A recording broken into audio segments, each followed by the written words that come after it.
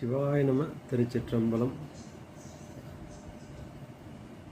தென்னாடுடைய சிவனே போற்றி, எந்நாட்டவர்க்கும் இறைவா போற்றி.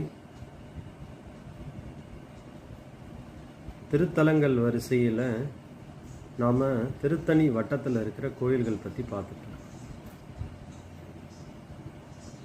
இந்த பதிவில் நம்ம என்ன தலத்தை பற்றி பார்க்க போகிறோம்னா, மணவூருங்கிற ஒரு தலத்தை பற்றி பார்க்க போகிறோம்.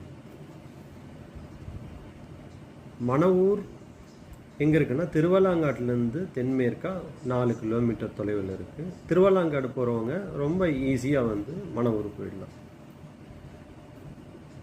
அப்படி இல்லைன்னு சொன்னால், திருவள்ளூர்லேருந்து திருத்தணி அரக்கோணம் போகிற லோக்கல் ட்ரெயின்ஸ் எல்லாமே மணவூர் ஸ்டேஷனில் நிற்கும். மணவூர் ஸ்டேஷன்லேருந்து வெறும் 2 to 3 நிமிஷம்தான் மணவூர் தலம்.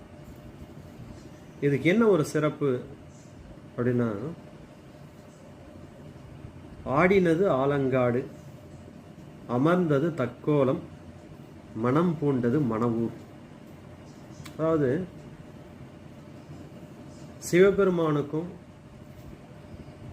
பார்வதி அம்மைக்கும் திருமணம் நடந்த ஊராக கருதப்படுறது இந்த மணவூர்.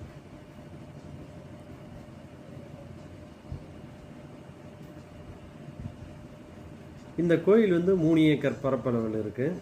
மூலவர் பேர் நந்தீஸ்வரர், அம்மன் ஆனந்தவல்லி அம்மன்.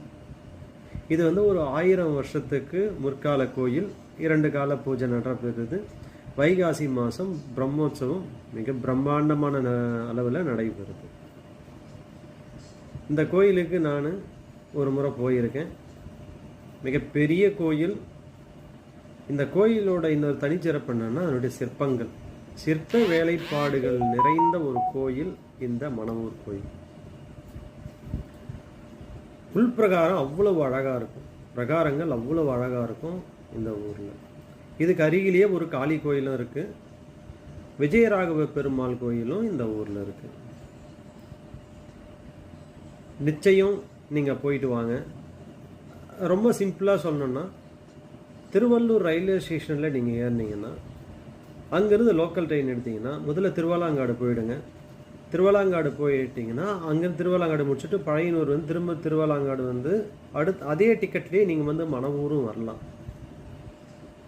இல்லை, முதல்ல மணவூர் போயிட்டு அதை முடிச்சுட்டு அதுக்கப்புறம் நீங்கள் திருவல்லாங்காடு தரிசிச்சுட்டு நேராக உங்கள் வீட்டுக்கு வந்தாலும் ஓகே தான்.